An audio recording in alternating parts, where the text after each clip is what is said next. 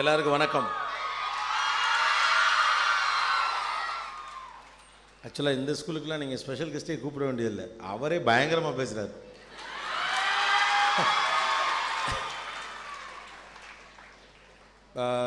அவர் பேசும்போது எனக்கு ஒரு சம்பவம் ஞாபகம் வந்து, பெரும்பாலும் இந்த இன்ட்ரடக்ஷன் அப்போது நான் வந்து டக்குன்னு போதுங்க அப்படின்னு சொல்லிவிடுவேன். இப்போ கூட அந்த பொண்ணு வந்து சார் எதுவும் டீட்டெயில்னு அடிஷனலாக வேணுமான்னு, ஏற்கனவே 2 பக்கம் இருக்குமா கொஞ்சோன்னு சொல்லிட்டு விட்டுருங்க அப்படின்னு. ஏன் அப்படின்னா தப்பாக சொல்லுவாங்க. விக்கிபீடியாவில் பார்த்து அவர் லண்டன்லேயே படித்தார், நான் மெட்ராஸ்லேயே படிக்க முடியலப்பா அப்படிங்கிற விவரங்களே இருக்காது. நிறைய பேர் உங்களை எனக்கு ரொம்ப பிடிக்கும், நான் உங்களை ஃபாலோ பண்ணுறேன், உங்கள் புத்தகங்கள்லாம் படிச்சிருக்கேன் அப்படின்னு சொல்லுவாங்க. ரொம்ப மகிழ்ச்சியாக இருக்கும், ஆனால் கொஞ்சம் சந்தேகமாகவும் இருக்கும். இவர் பேசும்போது எனக்கு ஒரு சம்பவம் ஞாபகம் வந்தது. எனக்கு வைரமுத்து அவர்களை ரொம்ப பிடிக்கும். கல்லூரி காலகட்டத்தில் வைரமுத்து அவர்களுடைய புத்தகங்களைத்தான் எனக்கு பெரும்பாலானவர்கள் பரிசீலித்து கொண்டே இருப்பார். எனக்கு அவ்வளோ பிடிக்கும். அவருடைய கவிதைகள் நான் ரொம்ப ரசித்து படிப்பேன். சென்னைக்கு சென்ற பிறகு அவரை வாழ்க்கையில் ஒரு முறையாவது சந்தித்து விட வேண்டும் என்ற பெரிய ஆவல் எனக்கு எப்போதுமே உண்டு. தொழில் நிமித்தமாக பல பேரை நான் சந்தித்திருந்தாலும் கூட வைரமுத்து அவர்களை சந்திப்பதற்கான வாய்ப்பு எனக்கு கிட்டவே இல்லை. ஒரு காலகட்டத்தில் அவருக்கு ஒரு தேசிய விருது, அவர் அடிக்கடி தேசிய விருது வாங்குவார். அந்த முறை தேசிய விருது வாங்கிய போது அவரிடம் சென்று பேட்டி எடுப்பதற்காக என்னை அனுப்புனாங்க. தொழில் நிமித்தமாக அவரை சந்திக்க சென்றிருக்கிற போது நான் உங்களுடைய ரசிகர் சார், உங்கள் ஆட்டோகிராஃப் போடுங்க சார் அப்படின்னு கேட்க முடியாது. அது வந்து ஜேர்னலிசம் எத்திக்ஸ் கிடையாது. நம்ம போய் எப்படி கேள்வி கேட்குறது. அந்த பேட்டியெல்லாம் முடித்த பிறகு நான் அவர்கிட்ட சொன்னேன், உங்களை எனக்கு ரொம்ப பிடிக்கும் சார், காலேஜ் டேஸ்லேருந்து நான் உங்கள் புக்ஸ்லாம் படிக்கிறேன், அப்புறம் உங்களுடைய பேட்டிகள்லாம் நான் பார்த்துருக்கேன் அப்படிலாம் சொன்னோன்னே அவர் மெலிதாக ஒரு புன்னகை, சரி அப்படின்னார். அப்போ தெரிஞ்சிருச்சு எல்லோரும் இப்படி தான் சொல்லுவாங்க போல் இருக்கு, அதான் அவர் இப்படி ரியாக்ட் பண்ணுறாரு. நான் அவர்கிட்ட கேட்டேன், எல்லோரும் அப்படி தான் சொல்லுவாங்களா அப்படின்னு கேட்டேன். இல்லை தம்பி, நீங்கள் அதனால் என்ன இருக்குது, நீங்கள் என்னுடைய ரசிகர், எனக்கு ரொம்ப சந்தோஷம் அப்படின்னார். உடனே நான் என்ன பண்ணேன், அவருடைய எல்லா புத்தகங்களிலிருந்தும் ஒவ்வொரு கவிதை சொன்னேன். அந்த புத்தகத்துடைய முன்னுரையில் அவர் சொல்லப்பட்ட முக்கியமான விஷயம் சொன்னேன். அவருக்கு எப்பெல்லாம் தேசிய விருது கிடச்சிச்சின்னு சொன்னேன். அவருடைய ஒவ்வொரு கவிதையிலும் அவர் எந்த விஷயத்தை அழுத்தமாக சொல்ல பார்க்கிறார் அப்படின்னு சொன்னேன். சிகரங்களை நோக்கியில் தொடங்கி பெண் என்ப ஒரு சதை இலக்கியம்னு சொன்னதில் தொடங்கி அவ்வளோத்தையும் ஒரு 5 நிமிஷம் 10 நிமிஷம் எனக்கு கிடைச்ச வாய்ப்பில் சொன்னவனையும் அவர் அப்படியே என்னை கட்டி பிடிச்சிக்கிட்டார். உடனடியாக எல்லா புத்தகங்களையும் எடுத்து வர சொல்லி, கீழே இருந்து எல்லா புத்தகங்களையும் எடுத்துகிட்டு வர சொல்லி எல்லா புத்தகத்துலையும் கையெழுத்து போட்டு எனக்கு வைரமுத்து அவர்கள் கொடுத்தார். அப்போது அவர் எனக்கு கொடுத்ததுக்கான ரீசன் என்னென்னா, இந்த பொதுவாக உங்களை பிடிக்கும், உங்களை நான் ஃபாலோ பண்ணுறேன் அப்படிங்கிறது வேறு. உண்மையிலே ஃபாலோ பண்ணுற ஒருத்தனால தான், உண்மையாகவே நேசிக்கிற ஒருத்தனால தான், உண்மையாகவே படிக்கிற ஒருத்தனால தான் அவ்வளோ டீட்டெயிலாக சொல்ல முடியும். உங்களுக்கு நான் என்னுடைய புத்தகங்களில் கையெழுத்து போட்டு அனுப்பி வைக்கிறேன் சார். நானும் இந்த மனுஷன் எங்கேயாவது ஒரு தப்பான ஒரு ஃபேக்டை சொல்லி போடுவார், பிடிச்சி போடுவோம் அப்படின்னு பார்த்தேன். புக்கில் ரெஃபரன்சஸ்லாம் சொல்லுவேல, புக்லேருந்து சில ரெஃபரன்சஸ்லாம் சொல்கிறப்ப இந்த புக்கில் இப்படி சொல்லியிருக்காரு, அந்த புக்கில் அப்படி சொல்லியிருக்காரு, இந்த நேர் தம்மா சொல்லையில் மாட்டிக்குவார்னு நினச்சேன் நான். அது ஒரு இலக்கிய புத்தகம் அப்படின்னாருனா சிக்கிடுவார்னு பார்த்தா, நான் கூட இலக்கிய புத்தகம் என்று நினைத்தேன் அப்படின்ட்டு. அப்போ நீங்கள் அட்டையை பார்க்கல, புக்கு படிச்சிருக்கீங்க. ரொம்ப முக்கியமான குணம் இது. நான் பெரும்பாலும் மேடைகளில் யாரையுமே பாராட்ட மாட்டேன், அதுக்காக என்னை ரொம்ப திட்டுவாங்க. நான் பேசுகிறது இங்கே இருக்கவங்கள்கிட்ட தான், இங்கே இருக்கவங்கள்ட்ட கிடையாது. அதனால் ஏறினோடனே எல்லாருக்கும் வணக்கம் அப்படின்னு நான் பாட்டி பேச ஆரம்பிச்சிடுவேன். என்னங்க வந்தவங்க மேடையில் எல்லாருக்குமே வணக்கம் கூட நீங்கள் சொல்லலை, அதான் வணக்கம் வரையிலே சொல்லிட்டேனங்க, நான் பேச வந்தது இவங்க தான், அவங்ககிட்ட பேசினேன். பட் பரவாயில்ல, இவர் சில நேரம் நம்மளே அறியாமல் பரவாயில்ல, நம்மளோட இவ்வளோ டீட்டெயிலாக ஒருத்தர் ஃபாலோ பண்ணியிருக்காரு அப்படின்னு. Good to hear, fine. முதல்ல அனைவருக்கும் என்னுடைய ஆசிரியர் தின நல்வாழ்த்துக்கள். நிறைய டீச்சர்ஸ் இங்கே இருக்கீங்க, அடுத்த தலைமுறை டீச்சர்ஸ் இங்கே இருக்கீங்க. அப்புறம் பாடம் நடத்தினா தான் டீச்சருங்கிற அவசியம்லாம் கிடையாது. வாழ்க்கைங்கிறது ஒரு பள்ளிக்கூடம், கடந்து போகிற எல்லா மனிதர்களும் ஆசிரியர்கள். இதை தான் நான் நம்புகிறேன். The people those are crossing is your teacher. யாரும் உங்களுக்கு எப்போ பாடம் சொல்லி தருவானே தெரியாது. காதையும் மனசையும் திறந்து வைக்கிறப்ப நீங்கள் ஸ்டூடெண்ட். கண்ணை மட்டும் மூடிட்டீங்கன்னா இந்த சமூகத்தில் இருக்க முடியாது, அவ்வளோதான். ஸோ வாழ்க்கையில் நீங்கள் கடந்து போகிற எல்லா மனிதர்களும் டீச்சர்கள் தான். உட்கார வச்சு இது சரி தப்புன்னு சொல்கிறவங்க இந்த டீச்சர்கள்லாம். இவங்களுடைய ரோல் அதனால தான் ரொம்ப முக்கியமானது.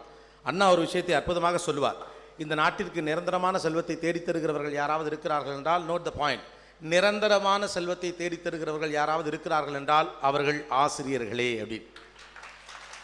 செல்வத்தை யார் வேணாலும் தேடி தந்தலாம், ஆனால் நிரந்தரமான செல்வத்தை தேடித்தருதல் என்பது அடுத்தடுத்த தலைமுறைகளை சமூகத்தினுடைய வளர்ச்சிக்காக நகர்த்தி வைத்தல், அவர்களுக்கு அதற்கான படிப்பினை கொடுத்தல். அப்படிப்பட்ட பெருமணியை செய்து கொண்டிருக்கக்கூடிய எல்லா ஆசிரியர்களுக்கும் இந்த நாளில் இந்த சந்தர்ப்பத்தை பயன்படுத்தி என்னுடைய வாழ்த்துக்களை சொல்லுகிறேன். என்னுடைய தமிழாசிரியர் முத்தியாலையா, எங்கள் பிடி மாஸ்டர் சென்றார் சார், எங்கள் என்எல்இ மாஸ்டர் அருள்ராஜ் சார், எங்கள் குண்டு பிடி சார், எங்கள் தனபால் சார், அப்புறம் எங்களுடைய முத்தியாலயா மரிய அரங்கசாமி ஐயா, ஜேம்ஸ் சாரு, இவங்க எல்லாருக்கும் இந்த நேரத்தில் என்னுடைய ஆசிரியர் தின வாழ்த்துக்களை சொல்லிக்கிறேன். இவங்க எல்லாம் ஒவ்வொரு இடத்துல இருக்காங்க. சில பேர் மேலே கூட இருக்காங்க. ஃபைன். ஆனால் நான் பள்ளிக்கூடம் படித்து 22 வருஷம் ஆச்சு. இன்னமும் இந்த ஆசிரியர்கள் என் மனதுக்குள்ளேயே வாழ்ந்து கொண்டிருக்கிறார்கள் அப்படின்னா அவங்க எவ்வளோ பெரிய வேலை பார்த்துருக்காங்கன்னு பாருங்கள். நம்ம ஒரு டிவியில் வந்து லட்சக்கணக்கான மக்களுக்கு தெரிஞ்சு நம்மளை ஞாபகத்தில் இருக்கிறது பெரிய விஷயமே கிடையாது. ஆனால் 20 ஆண்டுகளை தாண்டியும் உங்களுக்கான உயரமெல்லாம் கிடைத்த பிறகும் நீங்கள் வாழ்க்கையில் ஞாபகம் வைத்துக்கொள்ள ஒரு மனிதர் இருக்கான்னா அவன் பேர் வாத்தியார் மட்டும்தான். ஆனால் உலகத்திலே புரிஞ்சுக்க முடியாத ஒரே கேரக்டருக்கு பேரும் வாத்தியார் தான். லைஃப்பில் 2 பேருக்கு தேவையான நேரத்தில் அங்கீகாரமே கிடைக்காது. நான் டீச்சர்ஸ்டெல்லாம் அடிக்கடி அதுதான் சொல்லுவேன். தயவு செஞ்சு டீச்சர்ஸ் வந்து ரெக்கக்னிஷனுக்கு ஆசைப்படாதீங்க அப்படின்னு. இங்கே இருக்க டீச்சர்ஸ் எல்லாம் எப்படின்னு எனக்கு தெரியாது. ஆனால் பெரும்பாலும் டீச்சர்கள் அப்படி தான். உன்னைய நான் பெத்த பிள்ளை மாதிரி பார்த்தேன், ஆனால் நீ ஏன் இப்படி இருக்கிற, அவன் அப்படி தான் இருப்பான். இப்போ டீச்சர்ஸ்டெல்லாம் ஒரு பெரிய சிக்கல் வந்துருச்சு. என்ன அப்படின்னா, இவனை கூட்டி அந்த திட்ட வர்றாங்க நினைக்காதீங்க. நான் அந்த நல்லது கிட்டதெல்லாம் கவலையே பட மாட்டேன். எது சரியாக தான் சொல்லுவேன். நீங்கள் திட்டினாலும் பாராட்டினாலும் அதை பற்றிலாம் எனக்கு கவலை கிடையாது. நான் நல்லவன் பேர் எடுக்குன்னு நினச்சதே கிடையாது. நல்லவனாக இருந்தால் போதும், அவ்வளோதான். உங்ககிட்ட நல்ல பேர் கெட்ட பேர் வாங்குற பற்றி தான் நான் கவலைப்பட மாட்டேன். டீச்சர்ஸ்டெல்லாம் ஒரு தாய்மை உள்ளம் அதிகரிச்சிருக்கு. உண்மைதான். ஒரு குழந்தையை பெற்ற தாய் போல பார்த்து கொள்ளுதல் அப்படிங்கிற ஒரு இடத்தை நோக்கி பள்ளிக்கூடங்கள் நகர்கின்றன. இந்த பள்ளிக்கூடத்தோட கிராமர் என்னன்னு எனக்கு தெரியாது, என்ன வேணாலும் இருந்துட்டு போட்டும். ஆனால் ஆசிரியர்கள் ஆசிரியர்களாகவே இருங்கள், அதான் சரி. ஆசிரியர்கள் அம்மாவாக முயற்சி செய்யாதீர்கள், பேரெல்லாம் அம்மாவெல்லாம் ஆசிரியராக முயற்சி செய்யாதீர்கள். இப்போ பிரச்சனை என்ன ஆயிடுச்சுன்னா, இங்கே தூக்கி வச்சு கொஞ்சறாங்க, ஸ்கூலில் வீட்டில் தூக்கி போட்டு மிதிக்கிறாங்க. ஸ்கூல்லலாம் teachers become moms and moms become teachers. No, ஒரு ஆசிரியையாகத்தான் இருக்கணும். நீங்கள் ஒரு ஞான தாயாக இருக்கலாமே ஒழிய தாயாக ஒரு நாளும் நீங்கள் இருக்கவே கூடாது. அம்மாவை எப்படி ஏமாத்துறதுன்னு பயலுக்கு தெரியும். லேசாக அழுகிற மாதிரி இருந்தால் உங்களுக்கு அழுக வந்துடும்னா நீங்கள் எப்படி அவனை கண்டிக்கிறது, எப்படி அவனுக்கு புரிய வைக்கிறது? மனதுக்குள் தாயுள்ளத்தோடு இருங்கள், ஒரு நாளும் தவறில்லை. ஆனால் தாயாகவே வகுப்பறையில் இருந்து விடாதீர்கள். ஏன்னா அதனால தான் என்ன ஆகுதுன்னா, வீட்டில் டீச்சராக அவங்க இருக்காங்க, ஐயோ ஐயோ இப்போதும் பாடம் சொல்லி கொடுக்குற ஸ்டைல்லாம் எல்லாவற்றையும் எடுத்துக்கொண்டு ஒரு இடத்தில் சரியாக அமர்ந்து விட வேண்டும். அமர்ந்து விட்ட பிறகு பாடத்தை அரை மணி நேரத்துக்குள் படித்து விட வேண்டும். 2 குக்கர் விசில் வருவதற்குள் இது மனப்பாடம் செய்து ஒப்பித்து விட வேண்டும். இப்படின்னு வீட்டில் ஒரு ஸ்கூல் நடத்துகிறானுங்க. பசங்கள்லாம் நான்லாம் சிறுபிள்ளையாக இருக்கிற போது திங்கட்கிழமை பள்ளிக்கூடம் போகிறதுக்கு அவ்வளோ அழுவானுங்க எல்லாரும். இப்போல்லாம் சண்டே முடிஞ்சிச்சுன்னா மண்டே மார்னிங் அப்படியே அப்பா வீட்டை விட்டு போகிறோம்டா அப்படிங்கிற சந்தோஷத்தில் students are going to schools. ஒரு மிகச்சிறந்த மாற்றம் அது. கல்வியில் ஒரு மிகச்சிறந்த அணுகுமுறையும் நட்பு ரீதியான பயிற்சியும் தேவைப்படக்கூடிய ஒரு காலகட்டத்தில் அப்படியாக கல்வி முறை மாறி இருப்பதும், நவீன சிந்தனை கொண்டவர்கள் கல்வி சாலைகளை தொடங்கி அது சார்ந்த சிந்தனைகளை கொண்டு வந்திருப்பதும் ஆரோக்கியமான பாராட்டுக்குரிய விஷயம், நான் மறுக்கலை. ஆனால் teachers here most of them are young moms. நிறைய பேர் இங்கே சின்ன வயசாக இருக்கலாம், சில பேர் யங் மாம்ஸாக இருக்கலாம். ஒரு பையன் அப்படியே லேசாக சோகமாக, பசங்களுக்கு ரொம்ப தெளிவாக தெரியும் இந்த டீச்சரை எப்படி நம்ம கரெக்டாக இவன் கண்ட்ரோல் வச்சுருப்பான். பசங்க கண்ட்ரோல் வச்சுருப்பானுங்க டீச்சரை. அடிக்க வந்தோடனே லேசாக சோகமாக போட்டால் விடுகதையா அப்படிங்கிற லெவலில் ஒரு ஃபீல் வந்துடும்.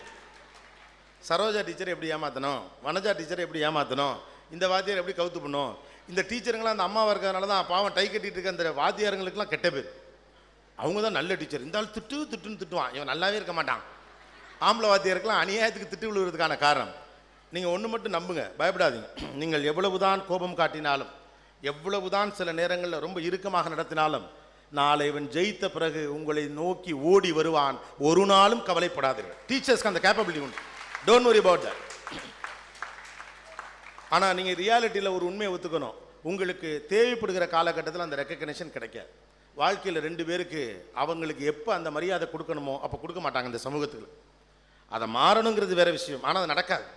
ஒன்று ஆசிரியர், இன்னொன்று அப்பா.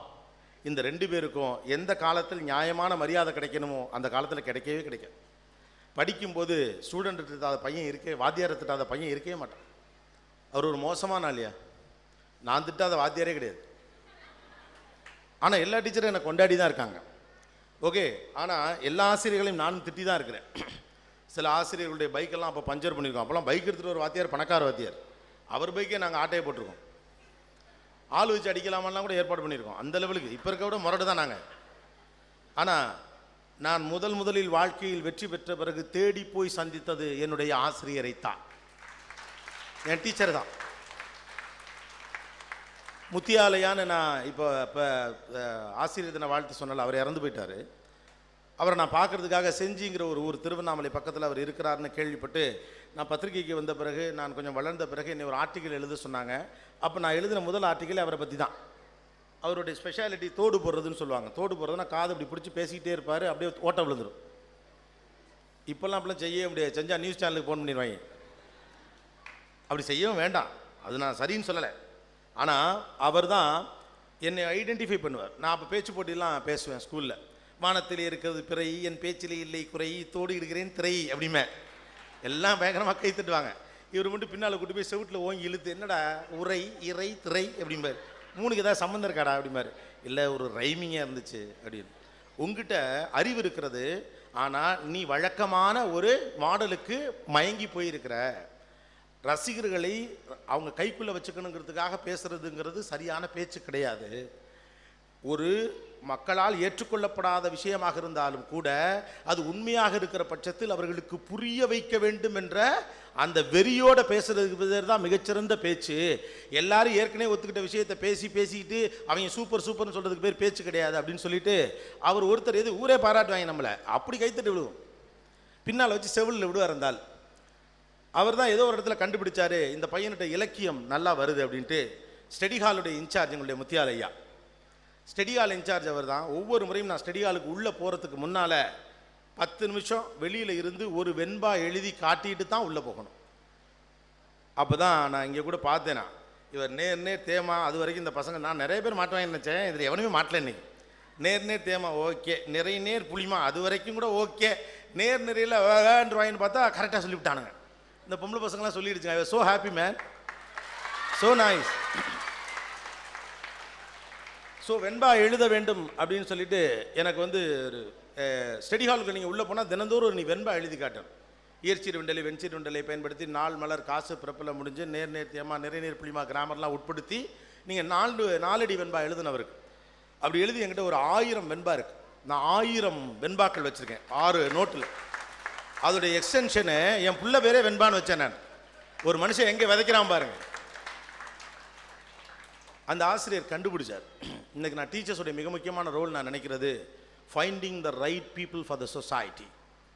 இந்த கூட்டத்துக்குள்ளிருந்து யார் அப்படி தூக்கணும் கண்டுபிடிங்க. எல்லாருக்கும் பாடம் நடத்துங்க, நான் வேணான்னு சொல்ல, எல்லாரையும் சமமாக பாருங்கள்.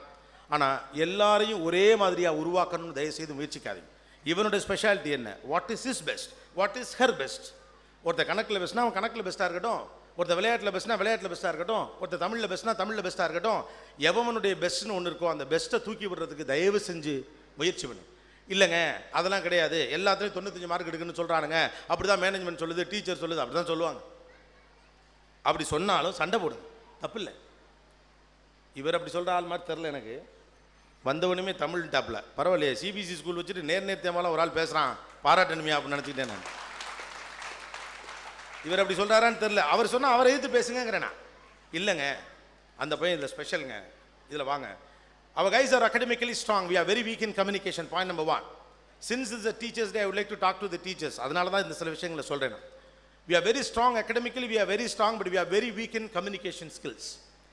பெரும்பாலும் இங்கே கம்யூனிகேஷனுங்கிறத நம்ம எப்படி வச்சுக்கிட்டு இருக்கோம் அப்படின்னா, 25 ஆண்டுகளுக்கு முன்னதாக நான் பள்ளிக்கூடத்தில் பேசுகிற போது வானத்திலே இருக்குது என்ன பிறை பேச்சிலே இருக்கு உரை திரை நல்ல அதே தான் என்ன பேசுகிறாங்க. A thinker how to speak. What is called communication?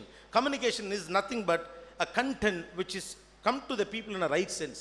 நீங்கள் சேர்த்து வைத்திருக்கக்கூடிய அறிவை சுவாரஸ்யமாக மக்களிடம் கொண்டு போய் சேர்த்தல் பேர் தான் கம்யூனிகேஷன். நம்ம கம்யூனிகேஷன்ங்கிறது வார்த்தை விளையாட்டு நினச்சிக்கிட்டு இருக்கோம். கம்யூனிகேஷன்ங்கிறது வார்த்தை விளையாட்டு கிடையாது.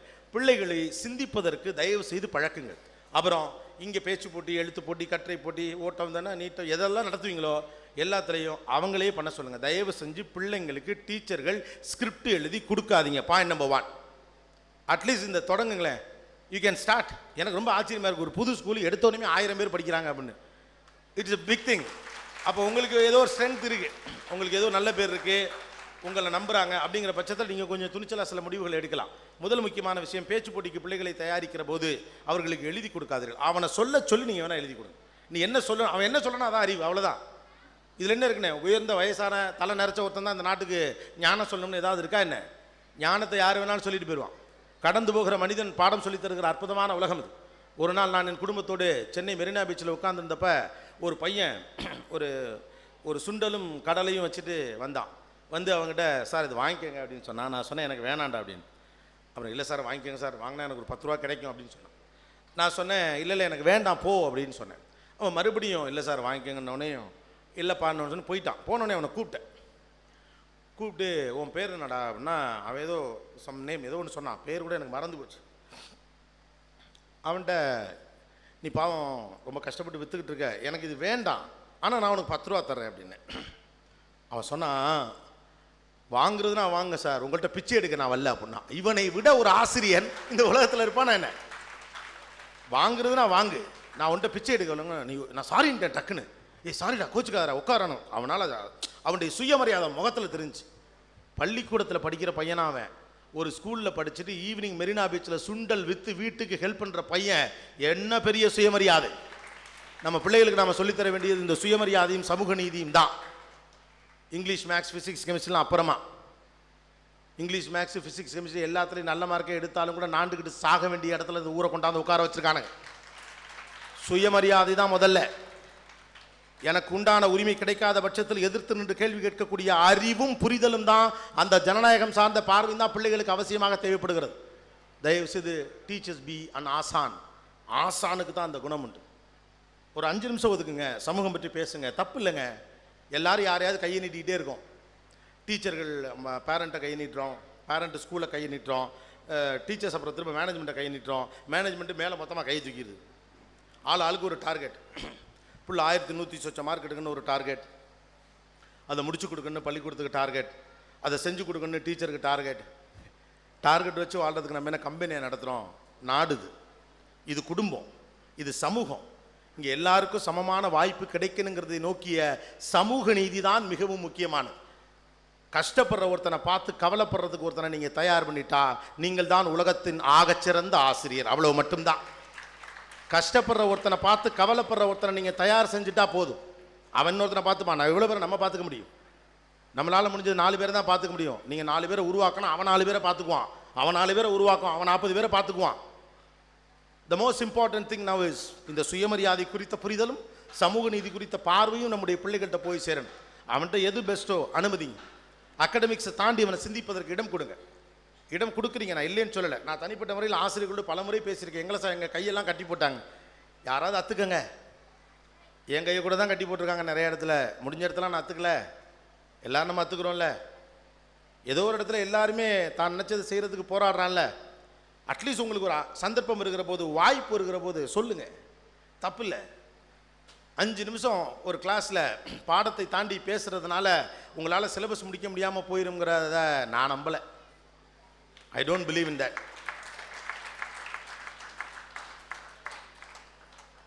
ஏன்னா நான் பல விஷயத்தை இந்த சமூகம் ரொம்ப நாளாக நம்பிச்சு அப்படின்னு பொய் சொன்னதெல்லாம் தான் என் அனுபவத்திலே நான் பார்த்து இல்லைன்னு முடிவுக்கு வந்திருக்கேன்.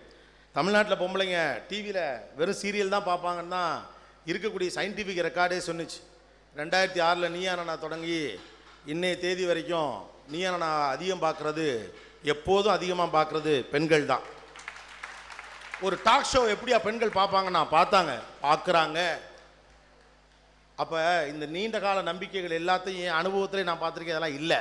அதனால் ஒரு நாளைக்கு ஒரு வகுப்பறை பீரியடில் 5 நிமிஷமோ 10 நிமிஷமோ சமூகம் குறித்தோ, சுயமரியாதை குறித்தோ, மாணவர்களுக்கு தேவைப்படக்கூடிய எதிர்கால விஷயங்கள் குறித்தோ, விவசாயம் குறித்தோ பேசுகிறதுனால நம்மளால் சிலபஸ் முடிக்க முடியாமல் போகாது அப்படின்னு நான் நம்புகிறேன். இட் இஸ் அவர் இண்டிவிஜுவல் கால் தான், அவ்வளோதான். அந்த இடத்துல நீங்கள் அம்மாவாக இருங்க போதும். என் பிள்ளைக்கு நல்லது கெட்டது 4 தெரியும்னு நினைக்கிறோம்ல, அந்த அம்மாவை அப்போ மாறிக்கங்க, அப்போ அம்மாவாக இருந்துக்கங்க, மற்ற நேரத்தில் ஆசிரியராக இருந்துக்கங்க. அண்ட் இங்கே நிறையா ஐஏஎஸ் ஸ்டூடெண்ட்ஸ், ஐஏஎஸ்க்கு படிக்கிறவங்க எவ்வளோ பேர் இருக்கீங்க? நைஸ். ஓ பின்னாலே அதில் சின்ன பசங்களாம் கை தூக்குறாங்க. ஓ இவங்களாம் ஐஏஎஸ் படிக்கணுங்கிற ஆஸ்பிரேஷன் இருக்கா? ரொம்ப சந்தோஷம்ப்பா. 2 காரணத்துக்காக சந்தோஷம். ஒன்று, நம்ம ஸ்டேட்லேருந்து நிறையா டாக்டர் வரக்கூடாதுன்னு முடிவு பண்ணிட்டானுவோம் இல்லையா? அதை உடைச்சிருவோம். தமிழ்நாட்டுக்காரன் நீ எங்கிட்டு தடைச்சாலும் இன்னொரு பக்கம் அடிச்சு வருவான்னு தெரியணும். இங்கிட்டு நீ தடுத்தா அங்கிட்டு வருவான், வெட்ட கிளைப்பான், அது தெரியணும். இங்கிட்டு நீ எனக்கு டாக்டர் சீட்டை குறைச்சேனா இங்கிட்டு ஐஏஎஸ் எகிருவான்டா அப்படின்னு காட்டுங்க. அதுக்காவது படிங்க. இதெல்லாம் ஒரு டெம்பரவரி இஷ்யூ தான், அதெல்லாம் சரி பண்ணுவோம். என்ன எங்களுக்கு படிக்க தெரியாதா என்ன? படிக்கிறதுக்குன்னு பிறந்தவனுங்க, கொஞ்சமாக படிக்கிறான்னு சொல்லி தர்றேன் நான்லாம். அவ்வளோ படிக்கிற பிள்ளைங்க. பார்ப்போம், நீங்கள் நீட்டு வேணாலும் வைங்க, இல்லை வேறு ஏதாவது கேட்டு வேணாலும் வைங்க, மிஞ்சி போனால் 1 வருஷம். அதுலேயும் எங்கள் பயிலுங்க எவ்வளோ மார்க்? அது 800? எத்தனை மார்க் அது? 700?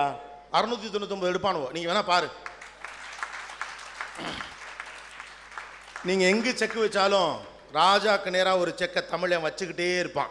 நீ காயை நகத்தினா தூக்கி ஒற்றே அடி அடிச்சுட்டு போயிடுவான். Don't under எஸ்டிமேட்டர்ஸ்.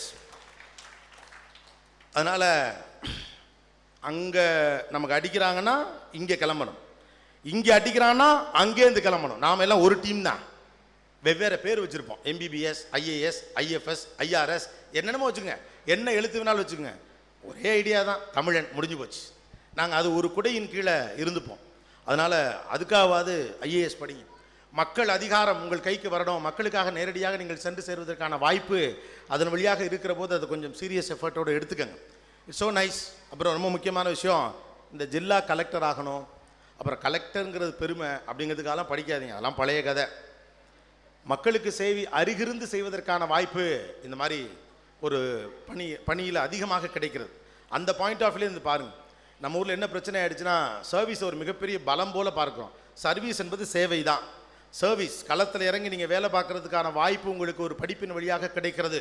மக்களுக்கு தேவையான ஒன்றை நீங்கள் அரசியல் அல்லாமலும் கூட செய்துவிட முடியும் என்றால் அது இந்த மாதிரியான ஆட்சி பணிகள் மூலமாக செய்ய முடியும். அதற்காக இது நல்லா படி. நீங்களும் அந்த IAS போட்டுக்கணும்னு படிச்சிடாதீங்க, IFS போட்டுக்கணும்னு படிச்சிடாதீங்க, அதெல்லாம் வேண்டாம். ஒரு காலகட்டத்துக்கு மேலே மனுஷன் நேசிக்கிறது மட்டும்தான் அறிவு. இந்த படிப்பெல்லாம் நம்மளை ஒன்றுமே பண்ணாது. நான் அடிக்கடி சொல்லுவேன், பள்ளிக்கூடத்தை சொல்லக்கூடாது, இருந்தாலும் சொல்கிறேன், உலகத்திலே வேஸ்ட்டான ஒன்று இருக்குன்னா அதுக்கு பேர் அறிவு தான். அதை வச்சு ஒன்றுமே பண்ண முடியாது. 1ஆம் நம்பர் தண்டம் இந்த உலகத்தில் அறிவு தான். ஏன்னா அது சரியானவனுக்கு பயன்படாத பட்சத்தில் அது வெறும் குப்பை தான், இல்லையா? சரியானவனுக்கு அந்த அறிவு பயன்படலைன்னா அது குப்பை தான். நாட்டினுடைய அணு வளர்ச்சிக்காக உழைக்கக்கூடிய ஒரு விஞ்ஞானி இருக்கிற அறிவு தான் அணுகுண்டை தயாரித்து ஒரு நாட்டை அழிக்கணும்னு நினைக்கக்கூடிய தீவிரவாதிக்கு இருக்குது. ரெண்டும் ஒரே அறிவு தான். ஒருத்தன் இந்த நாட்டை காப்பாற்றணுங்கிறதுக்காக அந்த அறிவை பயன்படுத்துகிறான், ஒருத்தன் நாட்டை அழிக்கணுங்கிறதுக்காக அந்த அறிவை பயன்படுத்துகிறான். அந்த அறிவை நீங்கள் எதுக்கு பயன்படுத்த போகிறீங்கிறத வச்சு தான் அதுக்கு மதிப்பு, இல்லாட்டி இது குப்பை தான். வேட்டைக்காரன் கத்திக்கும் தோட்டக்காரன் கத்திக்கும் வித்தியாசம் நிறைய இருக்கிறது. வேட்டைக்காரன் சுட்டு கொல்லணும்னு நினைப்பான், தோட்டக்காரன் வெட்டுனாலும் அது வளரணும்னு நினைப்பான். தோட்டக்காரனாக இருங்கள், நல்லது. இங்கே ரொம்ப சின்ன பசங்களாக இருக்கீங்க, பழைய நீதி போதனை வகுப்பு தான். ஆனால் நான் சொல்கிறேன், நல்லா படிங்க, நிறையா மார்க்கெலாம் எடுங்க. வேணாண்டா, நிறையா மார்க்கெலாம் எடுக்க வேணாம், என்னத்துக்குன்னு? எவ்வளோ மார்க் எடுத்தாலும் தான் வைக்கிறானுங்க. நல்லா படிங்க. நல்லா மார்க் எடுக்கணுமா இல்லையா நம்ம முடிவு எடுத்துக்கிட்டு அப்புறமா சொல்லுவோம். நல்லா படிக்கிறீங்களோ இல்லையோ, பாயிண்ட் நம்பர் 1, பொய் சொல்லாதீங்க. ரொம்ப முக்கியமான விஷயம், பொய் சொல்லாதீங்க. ஏன் இதை நான் சொல்கிறேன் அப்படின்னா, இப்போ சமூகமே ரொம்ப பொய் சொல்லுது. ஒரு காலகட்டத்தில் வீட்டில் யாராவது ஒருத்தன் பொய் சொல்லாதுன்னு சொல்லிக்கிட்டே இருப்பான். எங்கள் வீட்டிலலாம், எங்கள் ஆசிரியர்களே கூட, வேறு எந்த தப்பு நீ பண்ணால் கூட நான் உன்னை மன்னிச்சிருவேன், பொய் சொன்ன காது அறுத்துருவேன் அப்படின்னு சொல்லுவாங்க. வேறு எந்த தப்பு வேணாலும் நீங்கள் பண்ணலாம், அதை ஓரளவு மன்னிச்சிருவேன், பொய் சொல்லாது. இப்போலாம் சமூகமே கொஞ்சம் குயுக்தியாக மாறிடுச்சு. கொஞ்சம் பொய் சொன்னால் தான் பொழைக்க முடியும் அப்படின்னு நம்ம ஆளுங்க என்ன பண்ணிட்டாங்க, லேசாக புளிக்கடா எங்கிட்ட மட்டும் புழுகாது அப்படிங்கிறான். பொய் சொன்னால் தான் கொஞ்சம் ஜெயிக்க முடியுங்கிற அளவுக்கு இந்த சமூகம் கரப்டாக இருக்குது. அந்த சமூகம் உங்களை கரப்ட் பண்ணிடும். தயவு செஞ்சு சின்ன வயசு பசங்க, 1ஆம் கிளாஸ் 2ஆம் கிளாஸ் 3ஆம் கிளாஸ் 4ஆம் கிளாஸ் பசங்க, ரொம்ப பழைய செய்தியாக இருந்தாலும் கூட ரொம்ப மாடர்னாக பேசுகிறவன் அப்படின்னு பேர் எடுத்த நான் சொல்கிறேன், பொய் பேசாத. பாயிண்ட் நம்பர் 1, ஒரு நாளும் பொய் பேசாத, முடிஞ்ச வரைக்கும் பொய் பேசாத, தப்பில்லை. 2வது முக்கியமான விஷயம், தப்புன்னு நடந்தால் ஒதுங்கி போகாது. இதான் நம்ம ஊரில் இப்போ சொல்லித்தரான். நீ ஏன் சண்டை போகிற இடத்துல போயிருந்த? 20 வருஷத்துக்கு முன்னால், 15 வருஷத்துக்கு முன்னால், ஏன்டா ரோட்டில் நம்ம தெருவில் 2 பேர் சண்டை போட்டுட்ருக்காங்க, ரூமுக்குள்ளே உட்காந்துருக்க, எந்திரிச்சு போடா அப்படின்னு அடிப்பாங்க. இப்போல்லாம் டேய் சண்டை நடக்குது ஒடியாந்துருங்கிறாங்க. நீங்கள் போய் சண்டை போடுங்க நான் சொல்லலை, உங்களுக்கு எல்லாத்துலேயும் சம்பந்தம் இல்லைன்னு தயவு செஞ்சு நினைக்காதீங்க. You need to have a social participation. இந்த சமூகத்தில் நடக்கக்கூடிய நல்லது கெட்டது எல்லாவற்றிலும் உங்களுக்கு பங்கு இருக்கிறது. அந்த பங்கு உங்களுக்கு இல்லைங்கிற பட்சத்தில் தான் ஆளுக்கு தனித்தனி தீவாக திரியிறோம். அவனுக்கு பிரச்சனை அவனோடது, இவன் பிரச்சனை இவனோடது, ஏன் பிரச்சனை என்னோடது. ஒன்று தெரிஞ்சுக்கங்க, நீங்கள் ஒருத்தனுக்காக போய் நின்னாதான் உங்களுக்காக ஒருத்தன் வந்து நிற்பான். அடுத்தவனுக்கு பிரச்சனைனா போய் நில்லுங்க. நீங்கள் அப்படிலாம் நிற்க மாட்டீங்கிற நம்பிக்கையில் தான் உங்களை ஆளுக்கு ஒரு திசையாக அடிக்கிறானுவோ. முதல் முக்கியமான விஷயம், பொய் சொல்லாதீங்க. ரெண்டாவது, தவறு நடந்தால் தட்டி கேட்கணுங்கிற எண்ணத்துலேருந்து ஒரு நாள் பின்வாங்காதீங்க. அந்த நேரத்தில் நீங்கள் 2 வாய்ப்பாடு படித்து ஒன்று கிளிக்க வேணாம். அதில் 2 மார்க் குறைஞ்சா பரவாயில்ல, போட்டு ஒன்றும் நட்டம் இல்லை. 100க்கு 100 எடுத்து இங்கே ஒன்றும் கிளிக்க போகிறதில்ல. நம்ம அந்த 100க்கு 98 எடுத்து 2 மார்க்கை விட்டுவிட்டு 4 பேரை காப்பாற்றிட்டா நீ தான் நல்லா படித்தவன். பொய் சொல்லாத.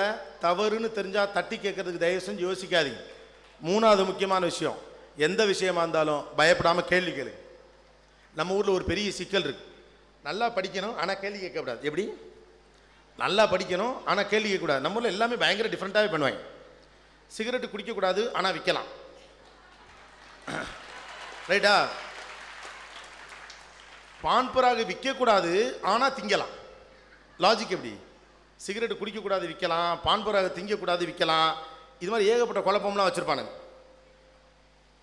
குடிக்கிறாங்க அப்படின்னு சொன்னால் உடனே ஒரு ஏழை குடிச்சிட்டு கிடக்கிறதான் காட்டுவாங்க. முதல் நாள் நைட்டு பணக்கார பாரில் ஒருத்தன் குடிச்சிட்டு விழுந்ததை பற்றிலாம் சொல்ல மாட்டாங்க. குடிக்கிறதுனாவே ஏழை தான் அப்படிங்கிற மாதிரி ஒரு கணக்கு வச்சுக்குவானுங்க இவனுங்களா. அதே மாதிரி நமக்கும் சில கணக்குகளெல்லாம் இங்கே வச்சுருக்காங்க. சில விஷயங்கள் நம்பாதீங்க. My personal request to the parents and teachers here, தயவு செஞ்சு பையன் கேள்வி கேட்டால் பதில் சொல்லுங்கள். அது ஏற்று கேட்கறது இல்லை, புரிஞ்சு கேட்கறது. அறிவினுடைய முதல் நிலையே கேள்வியை கேட்பது தான். கேள்வி கேட்பது தான் அறிவின் முதல் நிலை. படித்தவன் கேள்வி கேட்பான். அதனால் அப்போ தான் படித்தவன் அர்த்தம். நம்ம ஊர் எப்படி தெரியுமா? நீ நல்லா படிக்கணும், வாயை மூட்டிருக்கணும். எப்படி படித்தா வாயை மூட்டிருக்குது? நான் படித்தா கேள்வி கேட்பான். பதில் சொல்ல வேண்டியது உங்கள் பொறுப்பும் கடமையும். படிச்சுட்டு கேள்வி கேட்குறவனுக்கு அதிக பிரசிங்கன்னு ஒத்த பேர் வச்சுறீங்க. டிவியில் கோபிநாத் கேள்வி கேட்டால் மட்டும் கை தட்டுறீங்க. என்ன நியாயமையாது சொல்லுங்கள்? ஊராம்ட்டு பிள்ளை கேள்வி கேட்டால் சூப்பரு, உங்கோட்டு பிள்ளை கேள்வி கேட்டால் அதிக பிரசிங்கத்தனமா? What is that? அப்புறம் நீ கோபிநாத்தை போல வா, அது என்னது? அதில் கூட அவர் தப்பிச்சுக்கிட்டாருங்க. அதில் கூட வரிசையாக சொல்லிவிட்டு இப்போ இதுக்கு வேறு விளக்கம் கொடுக்கணுமே, நீ என்ன மாதிரி வராத, நீயாவது நல்லா வான்னு நான் சொல்லணுமே அப்படின்னு நினச்சிக்கிட்டு இருக்கல. நான் இப்படி சொல்லுவேன், ஆனால் அவரை கேட்டால் நீங்கள் உங்களை போல வாருங்கள் என்று தான் சொல்லுவார்கள். அது வரைக்கும் அதையும் சேர்த்தே சொல்லிவிட்டாப்ல. ஸோ தயவு செய்து கேள்வி கேட்கிறவனை உடனடியாக அதிக பிரசங்க என்று முத்திரை குத்தி தள்ளாதீர்கள். இந்த சமூகம் ரொம்ப முரண்பாடுகள் கொண்டதாக இருக்கிறது. பிக் பாஸ் பார்த்துட்டு ஓவியாவை தூக்கி வச்சு கொண்டாடுது. அடே அப்பா, இந்த உலகத்தில் ஓவியானா அவன் ஐயோ ஓவியாவுக்கு இப்படி ஆயிடுச்சாம்லடா, அம்மா அப்பா காணா கூட விட்டுவாங்களாட்டு இருக்கு. ஆனால் அதே மாதிரி ஸ்ட்ரெயிட் ஃபார்வர்டாக பேசுகிறேன். நானும் ஓவியாவுடைய ஃபேன் அந்த ஷோவில். ரைட்டா? இருங்க வாரேன். ஆனால் அதே மாதிரி ஸ்ட்ரெயிட் ஃபார்வர்டாக பேசுகிற, உண்மையை மூஞ்சிக்கு முன்னால் பேசுகிற, தப்புனா தப்புன்னு சொல்கிற ஒரு பொம்பளை பிள்ளை நம்ம வீட்டில் இருந்தால் அவளை ஓவியாவை கொண்டாடுற மாதிரி நீங்கள் கொண்டாடுவீங்களா? எப்போ அதுக்கு உங்களுக்கு மனசு வருதோ அன்னைக்கு தான் நாம் ஜெயிச்சோம்னு அர்த்தம். இது என்ன ஏமாத்து வேலை? அந்த மாதிரி நம்ம வீட்டில் ஒரு பொம்பளை பிள்ளை இருந்தால் வாயை மூடு, திமிரு பிடிச்சவ, இப்படிலாம் இருந்தால் உனக்கு எப்படி கல்யாணம் ஆகும்? அப்போ உண்மையை முகத்துக்கு நேராக பேசுகிற ஓவியாவை பிடிக்கிறது, உங்கள் வீட்டில் ஒருத்தி பேசினால் பிடிக்கலை. இந்த சமூகம் முரண்பாடுகளுடைய சமூகம் தான். அதனால் உங்களுக்கு ஒன்று சொல்கிறேன், இந்த சமூகம் எத்தனை முறை உங்கள் தலையில் அடித்தாலும், இந்த சமூகம் உங்களை எத்தனை முறை வாயை மூடு என்று சொன்னாலும், கேட்க வேண்டிய இடத்துல கரெக்டாக கேள்வியை கேளு. ஒரு நாள் பயப்படாது. Don't worry about that. That is your education right. கல்வி அதுதான் நமக்கு சொல்லித்தருது. ஏன் என்ற கேள்வி இங்கே கேட்காமல் வாழ்க்கையில் சும்மா ஒன்றும் சொல்லக்கூடாது. கேள்விதான் ஞானமே. படித்தவன் கேள்வி கேட்பான், படித்தவனுக்கு உலகம் புரியும், உலகம் புரிஞ்சா அவன் கேள்வி கேட்பான். 1000 கேள்வி கேட்கத்தான் செய்வான். கேட்கறதுக்காக நீங்கள் பதில் சொல்லணும். சொல்லலைன்னா ஒத்துவர. நம்ம உலகம் அதான் சொல்லலை, முதல்லேருந்து இது முரண்பாடுடைய ஒரு சமூகம் தான். சின்ன வயசுல நம்மளை பேசுமானுங்க, ஞாபகம் இருக்கா? 2 வயசு பிள்ளையை தூக்கி வச்சுட்டு சாவு அடிப்பானோ. அம்மா சொல்லு, அப்பா சொல்லு, ஆயா சொல்லு, அது எல்லாத்துக்கும் பேபா தான் சொல்லும். அதுக்கு இவங்களே விளக்கம் சொல்லுவாங்க. பார்த்தியா சித்தின்னு சொன்னான், டே பேபா எங்கே இருக்குது, சித்தி எங்கடா இருக்குது சொல்லுவாங்க. ஆனால் அதே குழந்தை ஒரு 3 வயசை சுமாராக பேச ஆரம்பித்து ஒரு 3.5 வயசில் நம்ம அவனை பிச்சை எறிவானோ. ஒரு நாளைக்கு 150 கேள்வி கேட்பானுங்க. ஒரு நாளைக்கு 150 கேள்வி கேட்பான். வானம் எங்கே இருக்குது, நிலா எங்கே இருக்குது, அது ரொம்ப தூரம்டா, அது பெரியம்மா வீடு போகிற தூரம், அப்போவா போவான். அவங்க எப்படியா போக முடியாதான்? பெரியம்மா வீடு தூரம் சொன்னால் பெரியம்மா வீடு போன வாரம் போனோம்ல, அப்போ நிலாக்கும் போவோம்மா. நல்ல அப்போ 10 கேள்வி தாங்குவான், கொஞ்சம் பொறுமையான அப்போ 15 கேள்வி தாங்குவான். அதுக்கு மேலே வாயை மூடு அப்படின்றாங்க. இந்தியாவில் இருக்க ஒரே ஃபார்முலா வாயை மூடு, பேசு. நான் உங்களுக்கு சொல்கிற ஒரே ஃபார்முலா பேசு. பேச வேண்டிய இடத்துல பேசாமல் விட்டதுனால தான் இன்னைக்கு சாவை கொடுத்துட்டு பேசாமல் இருக்கிறோம். ரைட்? பேச வேண்டிய இடத்துல பேசாமல் இருந்ததுனால தான் சாவை கொடுத்துட்டு பேசாமல் இருக்கும். பேச வேண்டிய இடத்துல பேசுங்க, பயப்படாதீங்க, தப்பு இல்லை. படித்தா பேசணும், கேள்விதான் ஞானமே. இந்த சமூகம் அப்படி முரண்பாடோடு தான் இருக்கும். நீங்கள் தான் மாற்றிக்கணும். தூக்கி போட்டு மிதி படி பாசு பேசுன்னு அந்த பாடுபடுத்தினவனுங்க அதே புள்ள அதுவாக பேசுகிறப்ப வாயை மூடுங்கிறான். என்ன கதை? இந்த பிள்ளைய தானே ஒரு 6 மாதத்துக்கு முன்னால் கெஞ்சினீங்க, அப்பான்னு சொல்லு, அம்மானு சொல்லு, அத்தேன்னு சொல்லுனீங்க. அது எப்படி நான் ஏன் ஜௌரியத்துக்கு பேசு, எனக்கு போர் அடிக்கிறப்ப நீ பேசலாம். பேசுதல் என்பது அடுத்தவனுடைய அதிகாரத்திற்கு கட்டுப்பட்டதல்ல, அது உங்கள் அதிகாரத்தை நீங்கள் நிலைநிறுத்துவதற்காக வைத்திருக்கக்கூடிய மாபெரும் ஆயுதம். It's more important, especially those who are on IAS, IPS, IFS, IRSக்கு படிக்கக்கூடிய பசங்க ரொம்ப முக்கியமாக பேசுங்க. நீங்கள் தான் மக்கள்கிட்ட அட்ரஸ் பண்ண போகிறீங்க. உலகத்தில் ரொம்ப ஈஸி, ஏற்கனவே மக்களால் ஏற்றுக்கொள்ளப்பட்ட பொய்யான விஷயமா இருந்தாலும் கூட அதை ஈஸியாக பேசிட்டு போயிடலாம். ஆனால் மக்களால் உடனடியாக ஏற்றுக்கொள்ள முடியாத விஷயத்தை திமிரோட துணிச்சலோட நான் புரிய வைக்க முடியும் அப்படிங்கிற நம்பிக்கையோட பேசுறதுக்கு பேர் தான் பேச்சு. That's call speech. அதுதான் பேச்சு. எல்லாரும் பொது புத்தியில் இருக்கிறத எல்லாருமே பண்ணிட்டு போகிறதுல என்ன தப்பு இருக்குது? ஆசிரியர்கள் தாயை போல இருங்கள் அப்படின்னா என்ன கூட கைத்தட்டுவாங்க. நோ, நீங்கள் அம்மா இருக்கப்படாது அப்படின்னு சொல்கிறதுக்கு தான் உங்களுக்கு கம்யூனிகேஷன் வேணும், அப்படின்னு சொல்கிறதுக்கு தான் உங்கள்கிட்ட கண்டென்ட் வேணும். B contented. இன்ஃபர்மேஷன். செந்தில் ஒரு படத்தில் சொல்லுவார்ல, இன்ஃபர்மேஷன் இஸ் வெல்த் அப்படிம்பார். எந்த பெருமாள் கோயிலில் என்னைக்கு ஓட்ட வடை போடுவான்னு எனக்கு தான் தெரியும் அப்படிமா. It's an information, true. அது செந்தில் சொன்னதுனால உங்களுக்கு சிரிப்பார். நான் ஒரு பிஸ்னஸ் கான்ஃபரன்ஸில் சண்டையில் கிளியாத சட்டை எங்கே இருக்குங்கிற டைட்டிலை வச்சு 1 மணி நேரம் பேசினேன். எல்லாம் பெரிய பிஸ்னஸ் மேன். அது என்ன வடிவேலு சொன்னதுக்காக நக்கலாக பார்க்கணுமா என்ன? There must be a depreciation in every business. There must be a damage in any business. If you get into any risky stuff that you need to face some depreciation and loss, that's called சண்டையில் கிளியாத சட்டை எங்கே இருக்கு. Right தானே? அது இன்னும் பயங்கர ஒரு ஆள் நீளமாக உயரமாக இருக்க ஒருத்தன் தான் தகவல் சொல்லணும்னு ஏதாவது இருக்கா என்ன? தயவு செய்து தகவல் எங்கிருந்தாலும் தேடி பெற்றுக்கொள்ளுங்கள். தகவலை அடுத்த சமூகத்திற்கு கொண்டு போய் சேர்க்க பாருங்கள். எவ்வளவு மார்க் வேண்டுமானாலும் எடுத்துக்கொள்ளுங்கள், எவ்வளவு வேண்டுமானாலும் படித்துக் கொள்ளுங்கள். சமூகத்தின் மீது பிரியத்தோடு இருங்கள். சின்ன பசங்களுக்கு மறுபடியும் நான் சொல்கிற 3 முக்கியமான விஷயம்: பொய் சொல்லாதீங்க, தவறு நீங்கள் நினைக்கிறத தட்டி கேட்காம நகர்ந்து போகாதீங்க. 3வது முக்கியமான விஷயம், யார் எவ்வளவு தடுத்தாலும் நீங்கள் கேள்வி கேட்குறதுல குறைச்சிக்காதீங்க. அதனால் உங்களுக்கு என்ன பேர் கிடைச்சாலும் பரவாயில்ல. எல்லாரையும் வாய மூடுன்னே சொல்லி எல்லா பயிலும் வாய மூடி எதுக்கு? படித்தவன்லாம் வாய மூடிட்டு இருக்கிறதுனால தான் படிக்காதவன்லாம் பேசுகிறான். ரைட்டு தானே? ரைட்டா இல்லையா? ஒரு தவறு நடக்குதுன்னா